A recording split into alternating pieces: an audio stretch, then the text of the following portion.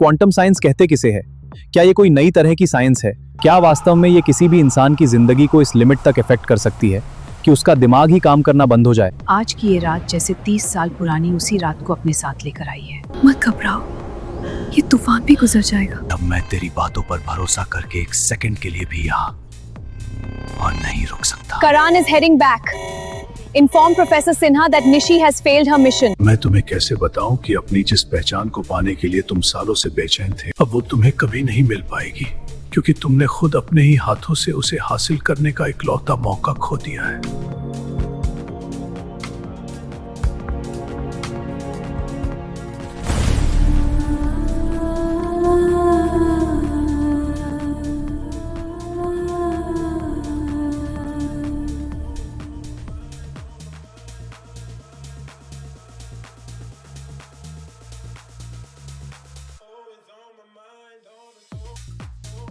Some of the scientific concepts presented in this program are inspired by real-world quantum science. However, the genetic temporal entanglement hypothesis, depicted in this story, is a fictional scientific concept created exclusively for the purposes of this work of fiction. It is intended solely as a narrative device and should not be interpreted as an established scientific theory, validated hypothesis, or factual scientific claim. करण को last तक इस जादुई सी दुनिया पर भरोसा नहीं हो पाया और फिर निशी भी उसे साफ साफ कुछ नहीं बता रही थी। शायद इन्हीं सब बातों के कारण उसने खुद को यहां पर रुकने के लिए जरा भी मजबूर नहीं किया। हेलीकॉप्टर के स्टार्ट और टेक ऑफ के टाइम तक तो सब कुछ परफेक्ट दिख रहा था,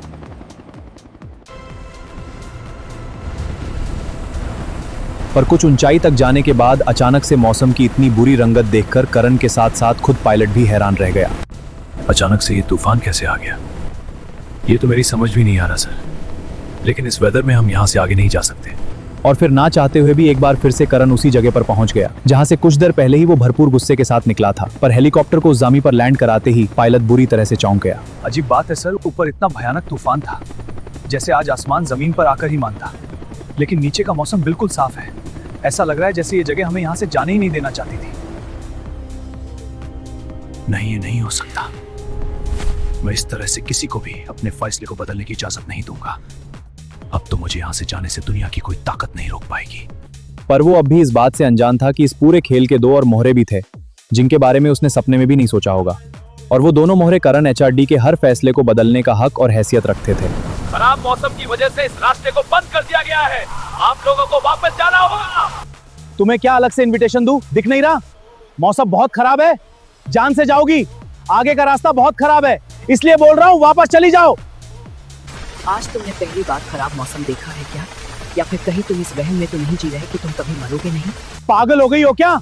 कम से कम 4 किलोमीटर तक रिस्क है। रिस्क तो सांस लेने में भी है, तो क्या तुम सांस लेना बंद कर दोगे? मरने से घबराती नहीं क्या तुम? मौत में कुछ भी महसूस करने के सेंसेस नहीं होते, इसलिए मरने से घबराना बेवकूफी है। तो जाओ मेरी बला से। सुनो, खोल दो रास्ता। और वो औरत अपने उसी अंदाज में बेखौफ होकर उस आंधी तूफान के बीच ही आगे की तरफ चली गई। अपनी नसों में बह रहे खून के एक भी कतरे को मैंने उसके कदम पीछे लेना नहीं सिखाया। फिर चाहे वो खराब मौसम हो या कोई दुश्मन, मैं अपने ऊपर किसी को भी रूल नहीं करने देती। कोई भी मुश्किल हमारी इजाजत के बिना हमारा रास्ता नहीं रोक सकती। जिंदगी पर खतरा महसूस करके लौट जाना आसान है, लेकिन उस खतरे को जीतकर आगे निकलना ही जिंदा रहना कहलाता है। लेकिन जाने से पहले उसने अपने शब्दों के आत्मविश्वास की मेडिसिन को उसके करेक्ट एड्रेस पर डिस्पैच भी कर दिया। सुनने और समझने में किसी को भी ये सब अजीब और असंभव लग सकता था, क्योंकि करण को उन शब्दों के पीछे छुपा मैसेज फौरन ही मिल भी गया। अब तो जैसे वो पागल होने लगा। कहीं सच में मुझे कुछ होता तो नहीं जा रहा। आज तक मैंने कभी किसी को ऐसी प्रॉब्लम के साथ स्ट्रगल करते नहीं देखा। वो आवाजें मेरा पीछा करते करते यहाँ पर भी कैसे पहुंच गई? हाँ, ये वही औरत थी। उसके बोले शब्द जरा भी क्लियर नहीं थे, पर उसके कहने का मतलब मैं साफ साफ समझ सकता हूँ। लेकिन जो कुछ भी उसने कहा, वो बातें तो केवल एक माँ की सीख होती है, पर वो सारी बातें वो मुझसे क्यों कर रही थी? उसने मेरा हौसला बढ़ाने की कोशिश क्यों की? पर ये तो बस पिक्चर की शुरुआत थी। ऐसे आंधी तूफान के मौसम में तू यहाँ क्या कर रही है मेरी बच्ची? तुझे मालूम है ना कि तेरा होने वाला बच्चा इन आवाजों को सुनकर घबरा जाता है। जा तू घर के भीतर चली जा। भले ही ये औरत 7 महीनों की प्रेग्नेंट थी और वो काफी कमजोर भी दिख रही थी, लेकिन उसकी सोच और हौसले दोनों हद से ज्यादा जिद्दी निकले। रात बहुत हो गई अम्मा, आप जाइए, जाकर सो जाइए। मुझे आज और अभी से ही अपने बच्चे के लिए माँ और बाप दोनों का फर्ज एक साथ निभाना शुरू करना है। वैसे फिलहाल तो उसका भी मैसेज करण के लिए ही था। मैं तुम्हारे साथ कभी कुछ बुरा नहीं होने दूंगी।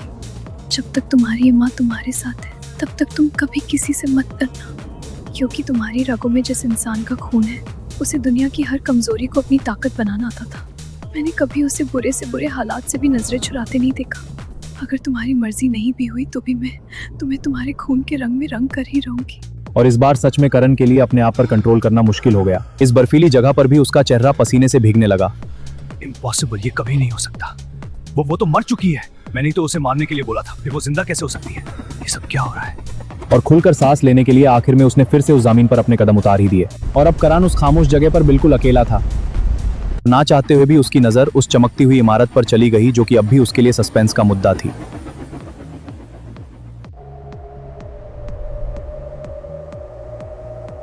ऐसा भी क्या है इस जगह में कि पूरी कोशिश के बावजूद मैं यहाँ से नहीं जा पाया और फिर से वहीं पर पहुंच गया जहां से चला था। सिचुएशन और किस्मत दोनों ही मेरा साथ देने के लिए तैयार नहीं हुए। पर क्यों? निशी ने जो कुछ भी मुझसे कहा था, क्या वाकई में उसमें कोई सच्चाई थी? करण के चेहरे पर सवाल ही सवाल थे, पर उनके जवाब देने के लिए अब निशी वहां पर नहीं थी।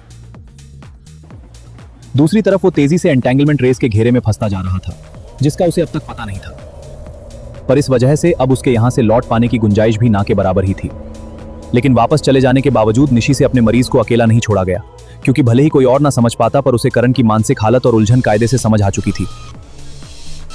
मुझे मालूम था करण कि तुम लौट कर जरूर आओगे, लेकिन कब ये बता पाना मुश्किल था।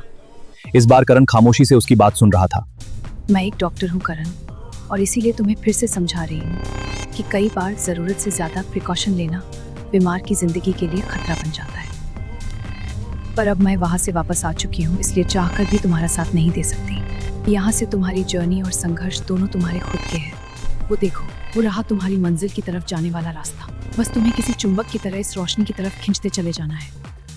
मैंने पहले भी तुमसे यही कहा था और अब भी वही बोल रही हूँ कि अपने मन में किसी तरह का कोई डाउट मत रखो। इस लंबे मानसिक संघर्ष ने करण को मानो पत्थर का बना दिया। उसने निशी की बात सुनी, शायद समझी भी, पर उसकी बॉडी ने जरा भी रिएक्ट नहीं किया। दूसरी तरफ करण के दोबारा से उस जगह पर लौट आने के कारण डॉक्टर नीरज सिन्हा की उम्मीद एक बार फिर से जाग चुकी थी। अब कुछ भी मत सोचो करण, बस यहाँ आ जाओ। केवल तुम ही उसे उसकी इस यातना से मुक्ति दिला सकते हो मेरे बच्चे। अब वो और भाग नहीं पाएगा। मेरा यार, मेरा भाई होने के साथ साथ वो तुम्हारा भी बहुत कुछ लगता था करण। सोचने में इतना भी टाइम वेस्ट मत करो करण कि तुम फिर कभी अपनी पहचान से मिल ही ना पाओ। तुम्हारी हेल्प केवल मैं ही कर सकता हूँ। तुम दोनों को मिलवाने के लिए ही मैंने तुम्हें यहाँ बुलाया था करण। अपनी पहचान की गुमशुदगी के कारण यहाँ तुम सारी दुनिया से नाराज रहते हो, तो तुम्हारा ये गुस्सा वहां उसे चैन नहीं लेने दे रहा। एक बात साफ थी कि डॉक्टर सिन्हा ने करण को अपने स्वार्थ के लिए नहीं बुलाया था। उनके सीने में एक ऐसा राज दफन था जिसका सीधा ताल्लुक उसी की जिंदगी से था। लेकिन अगर खुद करण की ओर से देखा जाता तो उसके पास भी अपने शक की ठोस वजह थी। जिंदगी भर तेरे पेट की भूख को खाने से ज्यादा लोगों के धोखे और दुनिया की ठोकरें ही मिली हैं करण। चाहे कुछ भी हो जाए करण, लेकिन तू इस इमारत के भीतर मत जाना। निशी ने जो भी बोला, वो आवाजें तेरी हिम्मत बढ़ाने के जो कुछ भी कह रही थी, वो सब भूल जा और अपने दिमाग का इस्तेमाल कर। अब क्या होगा? अगर करण अपने इस फैसले पर टिका रहा तो फिर क्या करेंगे डॉक्टर सिन्हा? उन दोनों औरतों का करण के साथ क्या रिश्ता हो सकता था? वो प्रेग्नेंट औरत कौन थी जिसे करण तो अपनी तरफ से मरवा चुका था, पर वो अब भी जिंदा थी? इन सारे सवालों के जवाब आपको पहचान के आने वाले एपिसोड्स में मिलने वाले हैं, इसलिए आप हर एक एपिसोड में हमारे साथ बने रहिएगा।